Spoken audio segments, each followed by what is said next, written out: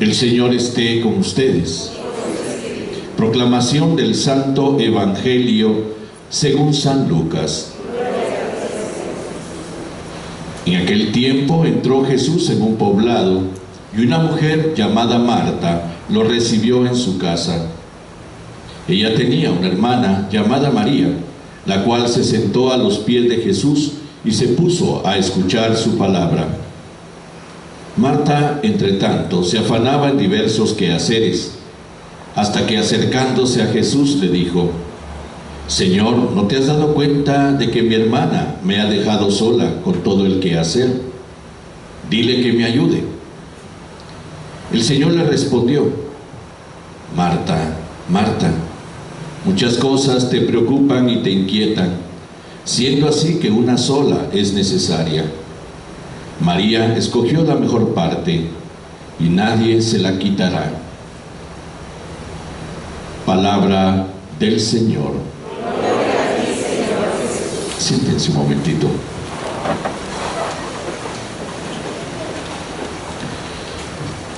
En Betania, un poblado cercano en Galilea, entró Jesús, dice, a un poblado que es Betania, precisamente, a casa de una familia amiga. Los conocemos, Marta, María y Lázaro. Son emblemáticos en el Evangelio, porque en Betania Jesús encuentra una especie de paréntesis para reposar un poco después de su trabajo misionero. Y entonces ahí viene atendido, viene querido. Varias veces en los evangelios, en los 4, aparecen estas mujeres, amigas de Jesús. Marta es la mayor, lo dice precisamente San Lucas, porque ella es la que aparece como la primera en la narración, y la hermana menor es María. Marta se ocupa de la atención, de ser una buena anfitriona, se ocupa de atender bien a Jesús, pero la disgusta precisamente la actitud de su hermana menor, María. Aparentemente María no está haciendo nada y está sentada a los pies de Jesús escuchándolo, dice el evangelista. Ese aparente no hacer nada precisamente es la parte importante de esta narración, porque en determinado momento Marta se fastidia, se enoja. Ni Jesús le está diciendo a María: dale una manita a tu hermana, ni María se da cuenta, o aparentemente no se da cuenta, de todo el quehacer que está haciendo su hermana. Y entonces lo reclama con cierta firmeza. ¿No te has dado cuenta que mi hermana me ha dejado sola con todo el quehacer? Y hay un imperativo fuerte: dile que me ayude. Jesús responde con mucha calma: Marta, Marta, 2 veces el nombre, ¿no? Con calma. Muchas cosas te agobian y te inquietan. Es el término que usa el Evangelio: te agobian y te inquietan. El problema, Marta, no es tu quehacer, te lo agradezco, ¿no? Es una intención de atenderme bien. El problema, Marta, es que estás agobiada, que esto te disgusta, ¿no? Que no estás tan contenta que digamos de lo que estás haciendo, ¿eh? Eso es lo que evidencia precisamente también el evangelista. El contraste: María pacíficamente sentada a los pies de Jesús, oyendo su palabra, dice, y Marta, que no oye la palabra, pero está afanada en atender a Jesús, tan temprano también se fastidia de lo que está haciendo y se siente agobiada, inquieta, inquietarse, ¿no? Quitarse la paz, quitarse la quietud, quiere decir eso, ¿no? María escogió la mejor parte y nadie se la quitará. Esto abre una brecha enorme, ¿no?, sobre lo que es precisamente la vida, muchas veces vivida por nosotros en una situación que nos agobia, ¿no? Estreses, cansancios, dificultades, aflicciones, ¿no? Todo esto que a veces no nos gusta, no nos gusta, hacia una vida que podría ser mejor, ¿no? Esa vida que nace de la escucha de Jesús. María no está en una actitud pasiva, sino en una actitud de discípula que aprende a vivir. Jesús anuncia el reino de los cielos, y anuncia el reino de los cielos para que reorientemos nuestra vida hacia ese diseño de vida, que es el diseño original que Dios quiso para nosotros. De tal manera que es reorientar nuestra vida, solo lo podemos hacer a la escucha de Jesús. En ese sentarnos a los pies de Jesús para abrir nuestro corazón y nuestra mente a su palabra. Y entonces tal vez entenderíamos que nos toca hacer un discernimiento sobre lo que hacemos, que nos toca hacer una verdadera escala de valores, que nos toca también poner prioridades, en donde también nosotros tenemos que fijarnos si lo que hacemos en realidad nos satisface o no, si lo que hacemos en realidad es algo que nos alegra, porque podemos cansarnos de lo que hacemos, pero si lo que hacemos nos gusta, ese cansancio es positivo, ¿no? Es un cansancio sabroso, ¿no? Porque es un cansancio que nace de lo que a mí me gusta hacer, ¿no? Pero cuando el cansancio y el fastidio son resultado de un quehacer que no me satisface, que no quisiera hacer, el interrogante sería: ¿por qué lo estás haciendo? Alguien me diría: porque es el único trabajo que encontré, las necesidades que paso, etc. Sí, estoy de acuerdo. Pero precisamente por eso, en el discernimiento de lo positivo y de lo bueno de lo que hago, es ahí donde oriento también el sentido de una respuesta beneficiosa para mi vida.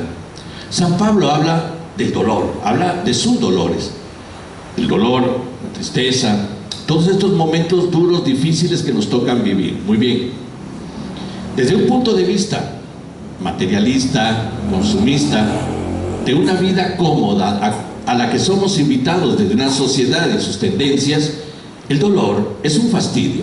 Claro que lo es, porque no nos gusta el dolor y no queremos pasar por el dolor, pero el dolor ahí está, es parte de nuestro itinerario histórico, es parte de nuestro itinerario de todos los días, y entonces en cualquier momento nos aparece por X o Y motivo. Entonces, ¿cuál es la actitud ante eso? San Pablo la recoge precisamente desde el valor que da, que da la pasión de Cristo al dolor, el valor redentor, el valor de asociarlo precisamente a un bien. Dios no nos quiere ver sufriendo, definitivamente no.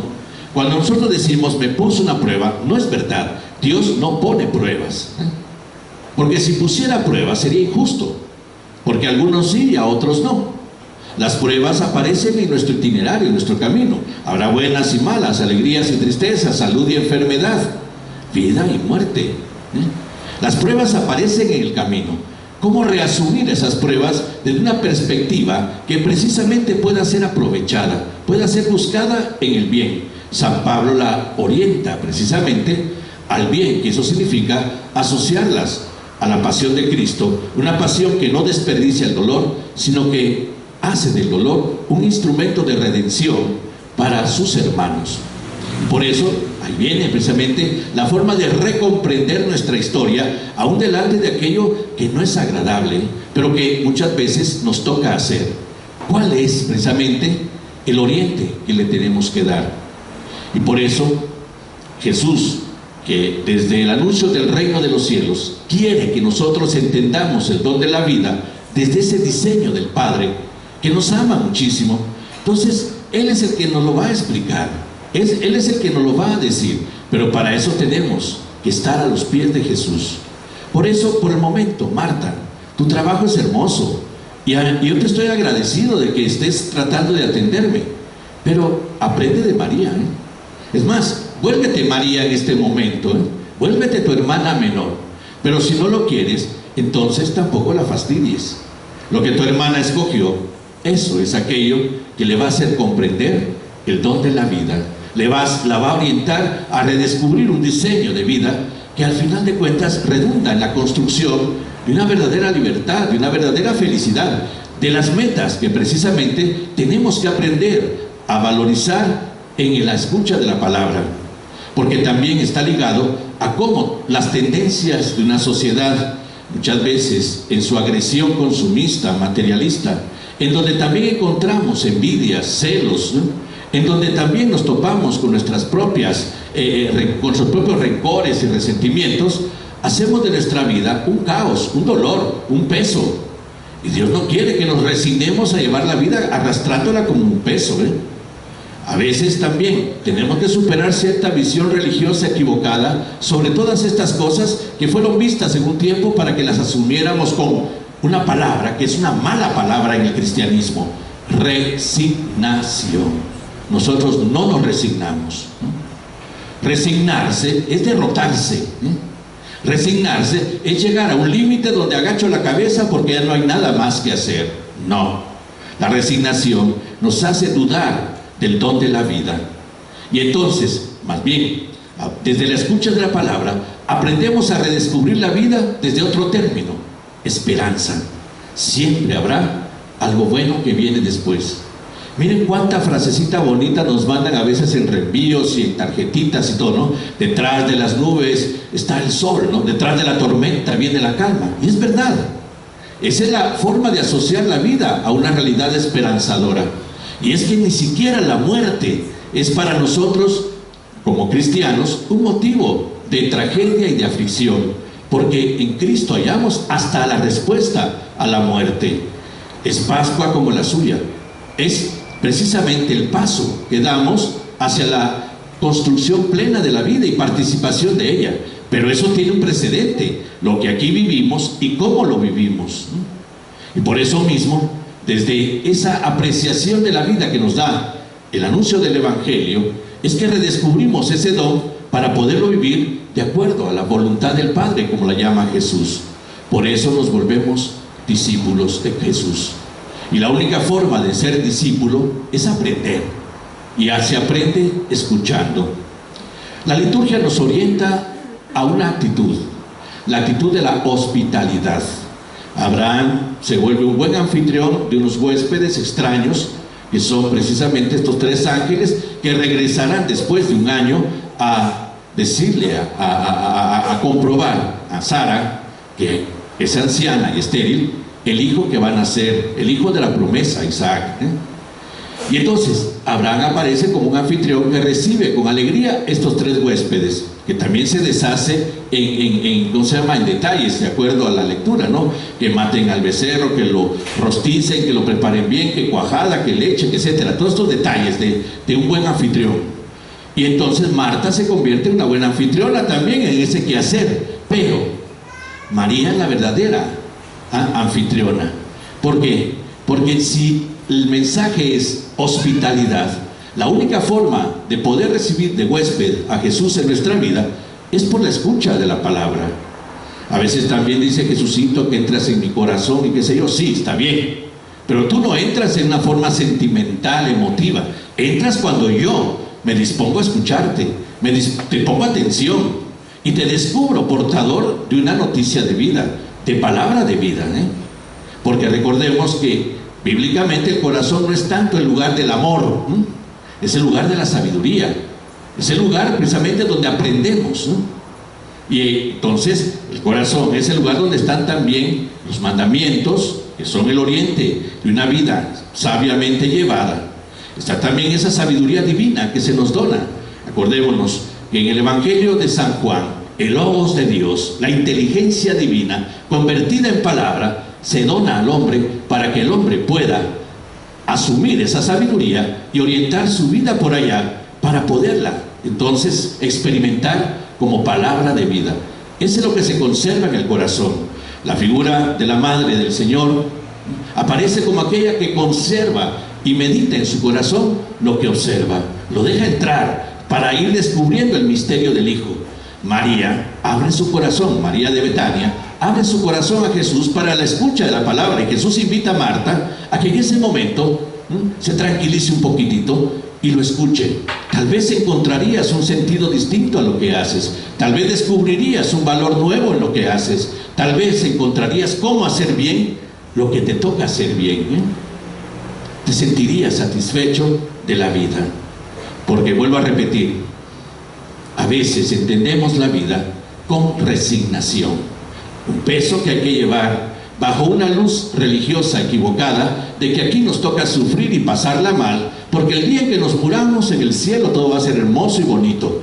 No es así, no es así. Jesús habla, es realista, y habla a sus discípulos desde su realidad y nos habla a nosotros desde la nuestra, para que entonces sepamos discernir discernir, y lo dirá San Pablo, lo que es bueno, lo que es agradable, lo que está ligado a la voluntad de Dios sobre nosotros. Y voluntad de Dios sobre nosotros es que vivamos, dice Jesús, y que vivamos la vida para irla construyendo hacia su plenitud.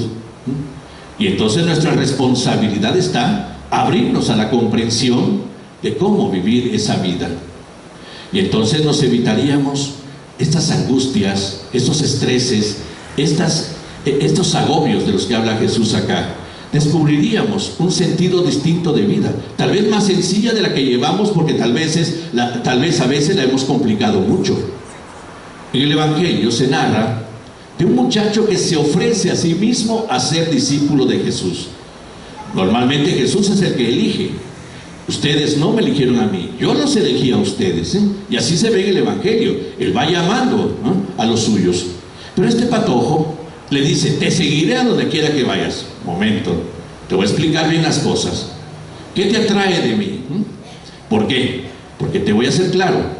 Las zorras tienen madrigueras y los pájaros nidos, pero el Hijo del Hombre no tiene donde reclinar la cabeza. Si en mí buscas prestigio, posición, poder, dinero, seguridad y certeza material, etcétera, te equivocaste. No puedes ser mi discípulo. Porque precisamente orientada nuestra vida a esa perspectiva de posición, poder, prestigio y certeza material, es que a veces es que perdemos el norte de lo que el Evangelio nos quiere decir sobre la vida, y nos convertimos en enemigos de nuestra propia vida, porque a partir de la conquista de estas cosas nos llenamos de estreses, de angustias, de agobios, de malestares, de enojos, se nos daña la salud, etcétera, Y entonces la vida pierde su calidad, esa calidad que el Evangelio quiere darle. Y esa calidad de vida, que es precisamente la vida de Dios en nosotros, tiene que redundar en un camino que nos haga experimentar liberación, sanación, alegría, verdadera paz, y por lo tanto conservarla, defenderla. Marta, perdiste tu paz, te has dejado agobiar, perdiste tu tranquilidad, porque has perdido la quietud de tu vida. Estás inquieta, Marta, Ahora te toca regresar a la quietud, te toca regresar a la tranquilidad. Y entonces, Marta, siéntate a escucharme. San Mateo, y aquí cierro, es un discípulo extraordinario, es más bien discípulo, apóstol y evangelista extraordinario, como todos. Pero la característica de Mateo es precisamente presentar el Evangelio como un camino de vida, construido desde una escuela de vida, la vida nueva, que presenta a Jesús como maestro de vida nueva. Pero ya hemos meditado sobre Mateo acá. ¿Quién era Mateo? Mateo era un corrupto, y que se había enriquecido a base de la corrupción. Mateo era un judío que dijo: como judío no salgo adelante, como judío nunca voy a tener pisto, como judío me voy a quedar aquí y no voy a pasar de sope a gavilán. Y entonces me voy a vender al Imperio Romano, me voy a ofrecer al Imperio Romano para trabajar para ellos, aunque eso signifique que me odie mi raza, renunciar a mi religión, rechazar a mi gente, y trabajar en contra de ellos. Los publicanos, que así se llamaban este tipo de gente, eran los seres más despreciables de la sociedad judía, y Mateo era uno de ellos.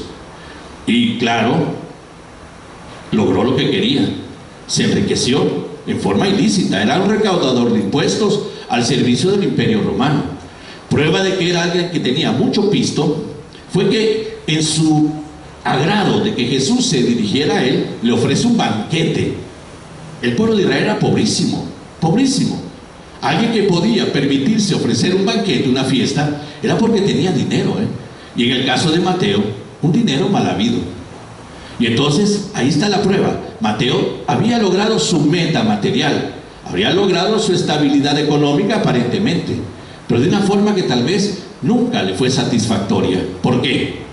Porque acepta el proyecto de Jesús. Es interesante, lo acepta.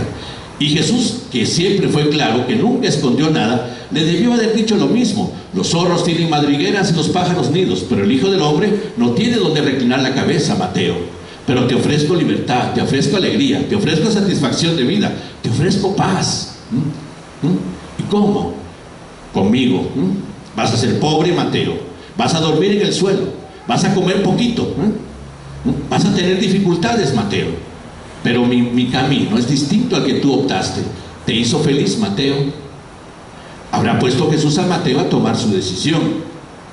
Y porque Mateo es el que transmite la escuela de la vida de Jesús, podemos entonces intuir algo. Aceptó la escuela de la vida de Jesús. Deja su estilo de vida. Él mismo dice, se levantó, dejó su mesa de recaudador de impuestos y siguió a Jesús. ¿Hubiera podido sopesar las cosas desde la perspectiva de una realidad como la nuestra? No, pero te voy a rezar. No, pero de vez en cuando voy a poner una tu candelita. No, pero algunas veces voy a ir a misa, pero sigo con mi vida. Sigo con lo mío. ¿Fuiste feliz, Mateo? Esa sería la pregunta. Mateo realiza su vida desde la perspectiva del anuncio de Jesús. Se vuelve discípulo, apóstol y también transmisor directo del Evangelio. Y entonces, sí, nos toca discernir, nos toca simplificar, ser más sencillos, redescubrir la vida no desde las tendencias de una realidad social que también nos humilla en el golpe grosero del consumismo, del materialismo que humilla, que dependiza, que nos hace esclavos de muchas cosas. ¿Cuántos están en grandes angustias, en deudas y tantas cosas? ¿Cuántos se sienten humillados porque no tienen lo que desearían tener, que tienen otros que son reverenciados y alabados en una sociedad melengüetera como la nuestra y quisieran tener lo mismo? No, cuando vivimos esa perspectiva, no solo hemos perdido nuestra autoestima, porque la valorización que tenemos que dar a nuestra vida no parte, hemos dicho otras veces acá, de lo que tenemos. No es el tener, es el ser, creados a imagen de Dios. Tener la dignidad de hijos de Dios. Y hasta eso va también incluso Lucas acá.